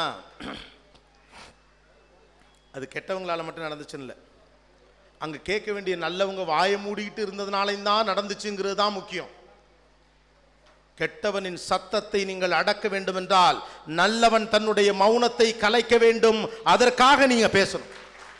அதுக்கு தான் நீங்கள் பேசணும். அந்த பேச்சு என்பது என்ன? இந்த சமூகத்திற்கான பேச்சு, எளிய மக்களுக்கான பேச்சு, இல்லாத மனிதர்களுக்கான பேச்சு, அநீதிக்கு எதிரான பேச்சு, உலக நாடுகளுக்கு முன்னால் நீங்கள் யார் என்று நிரூபிப்பதற்கான பேச்சு, ஏழ்மையை உடைத்து எறிவதற்கான பேச்சு, ஊழலை தூக்கி எறிவதற்கான பேச்சு, சமூக நீதியை நிலைநாட்டுவதற்கான பேச்சு, நாங்கள் எல்லோரும் ஒன்றுதான் என்பதை உலகத்திற்கு உறுதிப்படுத்துவதற்கான பேச்சு, இல்லாதவரை கைதூக்கி விடுவோம் என்ற கருணையோடு கூடிய பேச்சு, வெறும் அரட்டை என்று. That we need to think for the society and speak for the society. And I believe strongly about my next generation who has the capability to do that. நான் விட்டதெல்லாம் என்னுடைய தம்பிகளும் தங்கைகளும் இழுத்து பிடிப்பாங்க, நான் தீவிரமாக நம்புகிறேன். அதனால தான் தொண்டை தண்ணி வத்த உங்ககிட்ட கத்துறேன். நானும் 4 காமெடி சொல்லிட்டு போயிட்டே இருக்கலாம். டிவியில் நான் வரல, என் மூஞ்சியை பார்த்து நீங்களும் கை தட்டிட்டு போகலாம். எதுக்கு தொண்டை கிளியே கத்துறேன்? நான் விட்டது எல்லாத்தையும் என் தம்பியும் தங்கச்சியும் பிடிச்சிருவாங்கிற நம்பிக்கையில் கத்துறேன். உனக்கும் நம்பிக்கை இருக்காங்கிறதா கேள்வி. That's $1 million question that you guys need to answer for that. நீங்க இனிமே கேட்கல? நோ. வாழ்க்கையில் 2 விஷயம் ரொம்ப முக்கியம். People those who create history, people those who read history. வரலாறை உருவாக்குகிறவர், வரலாற்றை படிக்கிறவர்கள். Let us create history. நம்ம தலைமுறைக்கு வரலாறை படிச்சு மட்டும் பழக்கமே கிடையாது. Mind it. வரலாறை உருவாக்கித்தான் நமக்கு பழக்கம். இங்கேருந்து 1/2 மணி நேரமா 3/4 மணி நேரமா நிக்கித இத்தனை ஆண்டு காலமாக ஒரு கட்டடம் சொன்னாரே, அந்த அறிவே நம்ம டிரான்ஸ்ஃபார்ம் பண்ணலை. போய் உலகம் இன்னைக்கு போய் பாருங்க, வெள்ளைக்காரன் தான் வந்து நிற்கிறான். உலகத்தில் வரலாறை உருவாக்கியது தான் நம்முடைய வரலாறு. வெறும் வரலாறு படிக்கக்கூடிய சாதாரண ஆட்கள் அல்ல நம்ம. We always create history. Let us create another history. நீங்க எங்க அடிச்சாலும் அங்க எந்திரிச்சு நிற்போம். நீங்க எங்க உதைச்சாலும் மறுபடியும் வந்து நிற்போம். நீங்க எவ்வளவு அடிச்சாலும் ஃபீனிக்ஸ் பறவை மாதிரி திமிந்து நிற்கக்கூடிய அறிவும் திறனும் மன உறுதியும் நம்மகிட்ட இருக்கு. நம்முடைய பிள்ளைகள்கிட்ட இப்போ கொஞ்சம் குறைஞ்சிட்டு இருக்கிறது இந்த மன உறுதி தான். ஆசிரியர்களுக்கு ஒரே வேண்டுகோள் இது மட்டும்தான்: நெஞ்சில் உரமும் நேர்மையும் கொண்ட பிள்ளைகளாக இந்த பிள்ளைகளை உருவாக்க வேண்டிய மிகப்பெரிய பொறுப்பு உங்களுக்கு இருக்கிறது. ஆளாளுக்கு எங்களுக்கு பொறுப்பு இருக்குங்க. ஆனால் அந்த பையில எங்களை மதிக்கிறாங்களா, நாங்கள் செய்கிறதெல்லாம் புரிஞ்சுக்கிறானுங்களா, இவனுங்களாம் நாங்கள் எவ்வளோ நல்லது கெட்டது செஞ்சாலும் எங்களுக்கு நல்ல பேர் கிடைக்குதா, கிடைக்காது. அவ்வளோதான். அதெல்லாம் மாணவர்கள் உங்களுக்கு புரிஞ்சுப்பாங்க. அப்பெல்லாம் நான் போய் சொல்ல மாட்டேன். கிடைக்காது. உங்களுக்கு கிடைக்க வேண்டிய நேரத்தில் அது கிடைக்காது. ஆனால் எப்போதும் உங்களுக்கு கிடைக்கணுமோ அது அப்போ கிடைக்கும். அதுக்கு ஒரு மனநிலை வேணும். ஆசிரியராக இருப்பதற்கு ஒரு மனநிலை வேண்டும். அது ஒரு அப்பாவின் மனசு வேண்டும். You need to have a father's mind to become a teacher. தந்தையரை பார்த்துருக்கீங்களா? அப்பாக்களை தந்தைகள் ஒரு நாளும் அங்கீகாரத்திற்காக அலட்டி கொண்டதே கிடையாது. அப்பாக்கள் அலட்டிக்கவே மாட்டாங்க. நம்ம வீட்டில் அம்மாக்கள்லாம் கூட அடிக்கடி சொல்லுவாங்க, பார்ப்பா உன்னை கஷ்டப்பட்டு வளர்த்தேன், பால் ஊட்டி தயிர் ஊட்டி என்னென்னமோ ஊட்டி. நம்ம பாட்டி வீட்டில் வளர்ந்துருந்தாலும் கூட அதுதான் சொல்லுவாங்க, உன்னை பெத்தெடுக்க அவ்வளோ சிரமப்பட்டேன், ஆப்ரேஷனில் தான் உன்னை பெற்றுட்டு உன் முகத்தை பார்த்தவொடனே தான் அவ்வளோ சந்தோஷம். அம்மாக்கள் கூட அடிக்கடி சொல்லுவாங்க. தந்தையர்கள் ஒரு நாளும் தங்கள் தியாகத்தை அறிவித்து கொண்டதே கிடையாது. அப்பாக்கள் சொல்லவே மாட்டாங்க. உனக்காக ஓடா தேஞ்சு நீ பாரு ஷூ போட்டிருக்க, நான் செருப்பு போட்டிருக்கேன்னு அப்பன் சொல்லவே மாட்டான். வீட்டில் ஒரு ஆப்பிள் பழம் இருந்துச்சுன்னா அந்த ஓரமாக லைட்டாக கனிஞ்சு அழுகுன மாதிரி இருக்க பக்கத்தை மட்டும் கட் பண்ணி சாப்பிட்டுவிட்டு மீதி அப்பா வச்சுட்டு போயிடுவார். அழுகுன பக்கம் அப்பன் திங்கட்டும், நல்லதை புள்ள திங்கட்டும் நினைக்கிற அப்பன் ஒரு நாள் நான் அதுக்கு தான் அப்படி வச்சேன்னு சொல்லவே மாட்டான். அப்பாக்கள் எனக்காக சொன்னாங்களா, உனக்காக நான் அழுகுன பக்கத்தை சாப்பிட்டேன், நீ நல்லதை சாப்பிடு அப்படின்னு டிவி சீரியலில் வர்ற மாதிரி சத்தியமாக ஒரு அப்பன்னு சொல்ல மாட்டான். அப்பாக்கள் ஒரு நாளும் சொன்னதே கிடையாது. வீட்டில் இப்படி பார்த்துட்டு எனக்கு ஒரு ஹோட்டலுக்கு இங்கேருந்து போவான், எல்லாருக்கும் ஆர்டர் பண்ணிட்டு தான். சில நேரங்களில் சில அப்பாக்கள் உண்டு, எல்லாருக்கும் பூரிம்பார், நமக்கு பிடிச்ச பூரி எல்லாம் திங்கேட்டு. ஆனால் பெரும்பாலும் அப்பாக்கள் ஒரு ஹோட்டலுக்கு போனீங்கன்னா பிள்ளைங்கள்லாம் என்னென்ன வேணும்னு கேட்டு கடைசியாக அவர் எனக்கு வயிறு சரியில்லை ஒரு காஃபி மட்டும் அப்படிம்பார். அவர் வச்சிருந்த 400 ரூபா பட்ஜெட்டுக்கு நீங்கள் ஆர்டர் பண்ண பிறகு அந்த பட்ஜெட்டை தாண்டி அவரால் போக முடியாது. அதுக்காக பிள்ளைகளை குறைச்சிக்கன்னு சொல்ல முடியாது. பல நேரங்களில் நீங்கள் இதெல்லாம் உங்கள் வீட்டில் செக் பண்ணுங்கள். அழுகின பக்கத்தை மட்டுமே சாப்பிட்ற அப்பாக்கள் நம்ம வீட்டில் நிறைய பேர் இருக்கான். ஹோட்டலுக்கு நீங்கள் போகிறப்ப உங்களுக்கெல்லாம் ஆர்டர் பண்ணிவிட்டு வெறும் காஃபி போதுன்னு சொல்லிட்டு திரும்பி வரக்கூடிய அப்பாக்கள் நிறையா. நான் 1000 இடத்துக்கு வெளியே திரும்ப போகிறேன், நான் போகிற இடத்துல சாப்பிட்டுக்கிறேன். அம்மாவுக்கு அது புரியும். ஏங்க நீங்கள் ஒரு தோசை சொல்லிக்கிட்டா என்னன்னா, நான் 1000 இடத்துக்கு போகிறேன் பிள்ளையை சாப்பிட்டுட்டுன்னு பேசாமல் உட்காந்துருப்பேன். கையில் 25,000 ரூபா முள்ளங்கி பத்த மாதிரி சம்பளம் வாங்கிட்டு வரல, ஒரு 1000 ரூபா எடுத்து செலவு பண்ண என்ன மோசமாக போச்சு நினைப்பார். ஆனால் இருக்கட்டும், அவனுக்கு எதுக்காக தேவைப்படும். அவன் வேறு அந்த ஒரு கம்ப்யூட்டர் கேட்டான், ஒரு இஎம்ஐயில் வாங்கி கொடுப்போன்னு அந்த 1000ஐயும் சுருக்கி பாக்கெட்டில் வச்சுட்டு வந்துக்கிட்டே இருப்பார். கையில் காசுன்னு செலவு பண்ண மாட்டார். இப்படிப்பட்ட அப்பனை ஒரு 16 வயசில் நம்ம பையில கழுவி ஊற்றுவானுவோம். டீ கடை வாசலில் உட்காந்துக்கிட்டு உங்கள் அப்பனை அப்படித்தானா, எங்கள் அப்பனை அப்படித்தான் மாப்பிள்ள 10 காசு இறக்க மாட்டான், 100 ரூபா காசுக்கு 100 தடவை கேள்வி கேட்பான்.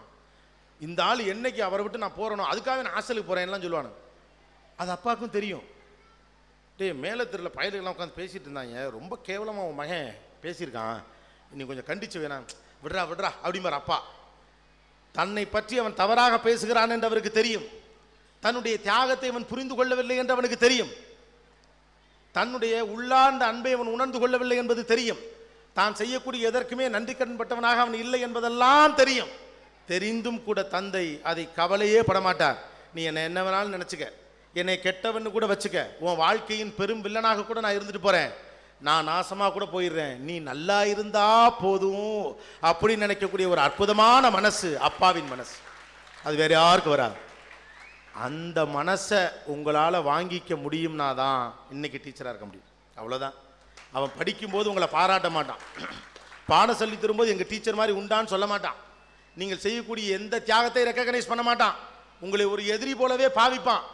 ஸ்டாஃப் ரூம்குள்ள வந்து கும்பிட்டுட்டு வெளியில் வந்து உங்களை வண்டையாக திட்டுவான்.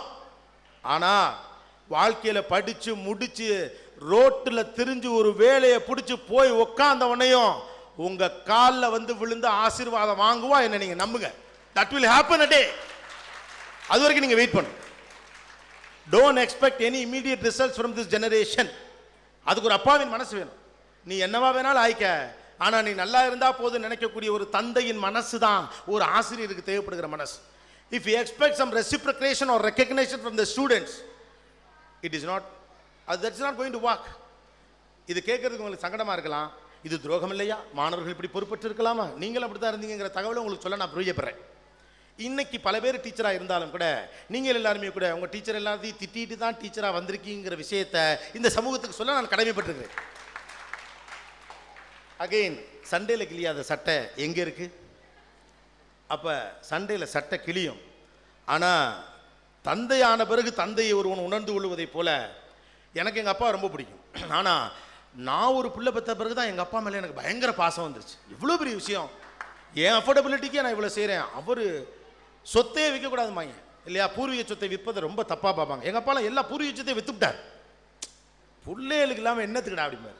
எங்கள் வீட்டில் விருதம் கிடையாது, கரிநாள் கிடையாது, அஷ்டமி கிடையாது, நவமி கிடையாது, ஒரு கருமம் கிடையாது. ஹாஸ்டலில் படிக்கிற பிள்ளை வர்ற அன்னைக்கு கரிசோறு இதுமானா கரிநாளா போடே அப்படின்றார். சாமியே பிள்ளைக்கு அப்புறம் தான். அந்த லெவல் தான் அப்பா லெவல். அப்படிதான் இருக்கணும் ஒரு ஆசிரியர். அந்த மனதை கை கொள்ளுதல் அவசியம். அதுக்கு உங்கள் மனுஷங்க மேலே உங்களுக்கு பிரியம் வேணும். உங்களுக்கு சாதகமாக பேசாட்டியும் கூட நான் கோபமாக உங்கள்கிட்ட பேச பயப்படவே மாட்டேன். காரணம், நீங்கள் என்ன திட்டினாலும் உங்களுக்கு என்ன பிடிக்குன்னு எனக்கு தெரியும். ஏதோ ஒரு இடத்துல அண்ணன் கரெக்டாக தாண்டா சொல்லுவான் அப்படின்னு அவங்க நம்புவாங்கன்னு நான் நம்புகிறேன். அது அந்த அவர்கள் மீதான பிரியம். அந்த பிரியம் இருக்கிறப்ப நீங்கள் தோத்தே போக மாட்டீங்க. அதுதான் இந்த டிஸ்க்ளைமர்லாம் சொல்லி போடுது. உங்கள்கிட்ட நல்ல பேர் எடுக்கலாம் நான் வரல, நல்லவனாக இருக்கத்தான் ஆசைப்பட்டேன் அப்படின்னு. என் தொலைக்காட்சி வழியாக கிடைத்திருக்கக்கூடிய வசீகரத்தின் அடிப்படையில் உங்களை அப்படி தட்டி விட்டு கூட நான் கைத்தட்டு வாங்கிட்டு போயிடலாம். That's not the job. இந்த இடம் நீங்கள் எனக்கு கொடுத்தது தான். இந்த இடத்திலிருந்து உங்களுக்குத்தான் நான் விசுவாசமாக இருக்க வேண்டும். எது சரியோ அதைத்தான் நான் சொல்ல வேண்டும். அது அப்போ கசந்தாலும் வீட்டுக்கு போய் மல்லாக்கப்படுத்தி விட்டத்தை பார்த்து யோசிக்கிறப்ப அவன் கரெக்டாக தான் சொன்னான் அப்படின்னு தெரியும். அதனால் பயப்படாதீங்க. இன்னைக்கு இந்த உண்மை ஜெயிக்காட்டியும் நாளை ஜெயிக்கும் நம்புங்க. 4 பேர் நம்மளை திட்டிடுவான்னு கவலையெல்லாம் படாதீங்க. அதெல்லாம் வேண்டாம். அவன் திட்டுறதுக்கோ பாராட்டுறதுக்கோ இந்த வேலையை நீங்கள் பார்க்கல. மறுபடியும் ஸ்கொயர் ஒன். அண்ணா அவர்கள் சொன்னதை தான் உங்களுக்கு நான் சொல்லணும்னு ஆசைப்பட்றேன். இந்த நாட்டிற்கு நிரந்தரமான செல்வத்தை தேடி தருகிறவர்கள் யாராவது இருக்கிறார்கள் என்றால் அவர்கள் ஆசிரியர்களே. இதை மட்டும் மைண்டில் வச்சுக்கோங்க.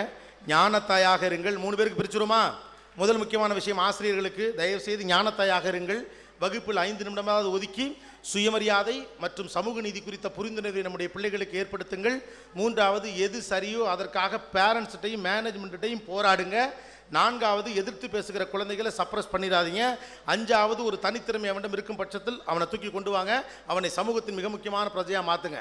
ஐஏஎஸ், ஐஎஃப்எஸ், ஐஆர்எஸ் படிக்கிறவங்க தயவு செய்து பேச வேண்டிய இடத்தில் பேசாமல் மட்டும் இருந்து விடாதீர்கள். ஐஏஎஸ் என்கிற பேரை பின்னால் சேர்த்துக்கணுங்கிறதுக்காக படிக்காதீங்க. மக்கள் அருகிருந்து பணி செய்யும் மாபெரும் வாய்ப்பு என்ற மன உணர்வோடு அதை படியுங்கள். ஒரு பக்கம் டாக்டர் சீட்டை நம்மளுக்கு குறைச்சானுங்கன்னா இந்த பக்கம் ஐஏஎஸ் ஏறி அடிங்க. அவன் எந்த பக்கம் அடித்தாலும் நம்ம வெளியில் வந்துக்கிட்டே இருப்போம். தமிழனுடைய ஸ்ட்ரென்த் என்னன்னு காட்டுறதுக்காக நீங்கள்லாம் படித்து இந்த சமூகத்தை வழிநடத்தணும். சின்ன பிள்ளைங்களுக்கு தயவு செஞ்சு பொய் சொல்லாதீங்க. பாயிண்ட் நம்பர் 1, தப்பு நடந்தால் தட்டி கேட்க யோசிக்காதீங்க. யார் எவ்வளோ உங்களை சொன்னாலும் சரி தான். உங்களுக்கு நியாயமாக கேட்குற கேள்வியை கேளுங்க. கேட்குறவன் தான் ஜெயிப்பான். கேட்போம், ஜெயிப்போம். இந்த 2 வார்த்தையும் அரசியலாக இருந்துச்சுன்னா அதுக்கு நான் பொறுப்பு கிடையாது. சந்தன காற்று நம் ஜன்னலில் வீசட்டும், சரித்திரம் நாளை நம் சாதனை பேசட்டும். நன்றி, வணக்கம். ஸ்டாண்டிங் ஓவேஷன் கொடுத்தவருக்கு ஒரு நன்றி சொல்லிடலாம். எல்லாம் எழுந்து நின்று ஒரு நன்றி சொல்லணும் அப்படின்னு கேட்டுக்கிறோம். மிகப்பெரிய ஒரு கைத்தட்டலோட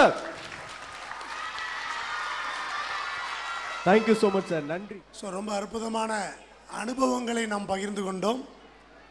இந்த அற்புதமான அனுபவங்களை தொடர்ந்து உங்களிடையே உரையாற்ற திருச்சியிலிருந்து வந்திருக்கும் டிசிபி பேங்கோட அசோசியேட் வைஸ் பிரசிடென்ட் திரு சோமையா சார் அவர்களை உங்களது கரவொலியுடன் அழைக்கிறோம்.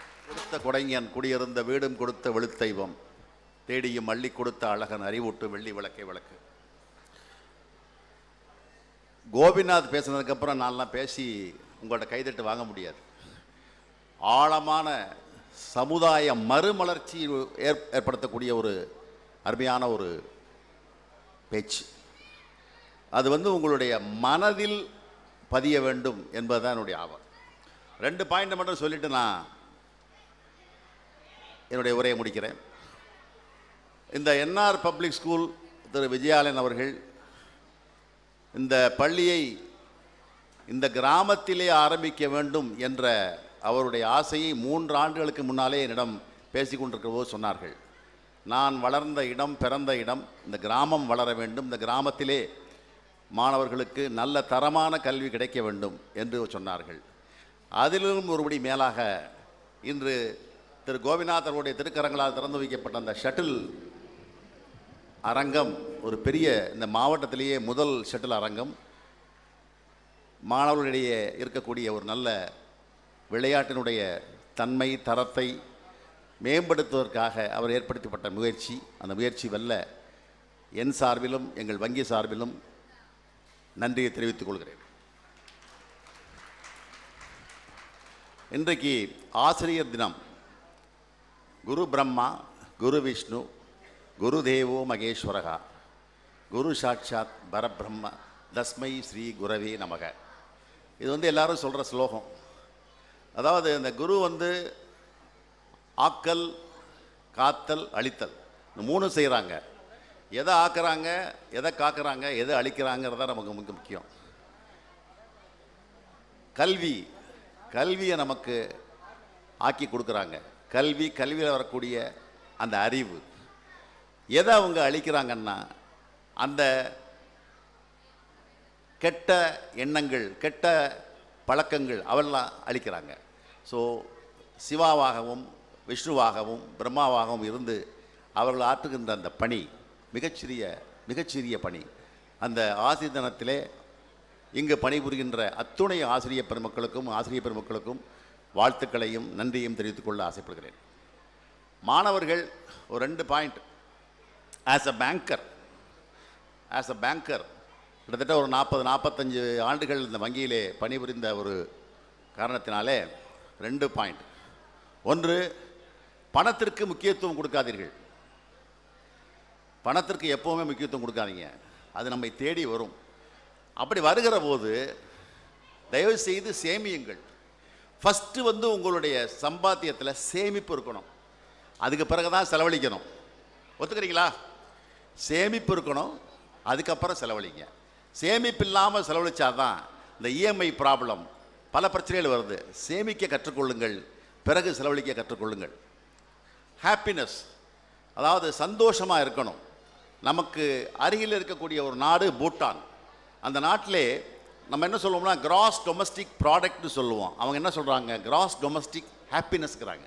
அந்த நாடு சின்ன நாடு, 7 லட்சம் மக்கள் கொண்ட ஒரு சிறிய நாடு.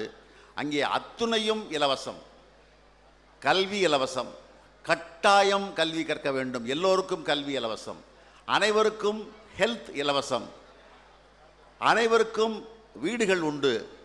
ஸோ மக்கள் சந்தோஷமாக இருக்க வேண்டும், ஹாப்பினஸ் அப்படிங்கிற ஒரு முக்கியத்துவத்தை வச்சு அந்த நாடு அந்த யுனைடெட் நேஷன்ஸுடைய சார்ட்டரில் போய்கிட்டு இருக்காங்க. அந்த எண்ணத்தை நம்ம ஏற்படுத்திக்கிட்டு பணம் மட்டுமே இருந்தால் ஒரு 10% தான் நமக்கு சந்தோஷம் கிடைக்கும். ஆனால் நம்ம விரும்புகிறவங்களும் நம்ம யார் விரும்புகிறாங்களோ அவங்க கூட நம்ம இருந்தோம்னா அது கிடைக்கக்கூடிய ஹாப்பினஸ் ஒரு 40% இருக்குது அப்படிங்கிற ஒரு ஆய்வு சொல்லுது. அந்த அளவுக்கு நம்ம எதை பிடிக்குதோ அதை படிங்க. நான் இன்ஜினியர் ஆகணும்னு எங்கள் அப்பா சொல்கிறாரு, நான் டாக்டர் ஆகணும்னு எங்கள் அம்மா சொல்கிறாங்க. அந்த கட்டாயம் தேவையில்லை. கோபிநாத் அவர்கள் சொன்னார்கள், உனக்கு என்ன தோணுதோ நீ படி, உனக்கு என்ன ஆக வேண்டும் என்று விரும்புகிறாயோ அதை நீ கடந்து செல். அப்பொழுது டெஃபினட்டாக உனக்கு நல்ல வாய்ப்புகள் கிடைக்கும். இந்த பள்ளி இன்னும் நல்லபடியாக வளர என் வங்கியின் சார்பிலே வாழ்த்துக்களை கூறி திரு விஜயாளனுடைய முயற்சி வெற்றியடைய வேண்டுகிறேன். நன்றி, வணக்கம். நன்றி சார், தேங்க்யூ ஸோ மச். நமது அரியலூர் மாவட்டத்தில் எல்லாரும் ஒரு நல்ல டிகிரி வாங்குறாங்கன்னா அதுக்கு மிக முக்கிய காரணம் நமது எம்ஆர்சி கல்லூரி. அதன் தாளாளர் வந்திருக்காங்க. இங்கேருந்து நிறைய பேர் வெளியில் போய் படிக்க முடியாதவங்களுக்கு பல்வேறு உதவிகள் செஞ்சு இன்றைக்கி எல்லாரையும் ஒரு டிகிரி ஹோல்டர்ஸாக மாற்றுறாரு அப்படின்னா நம்மளோட எம்ஆர்சி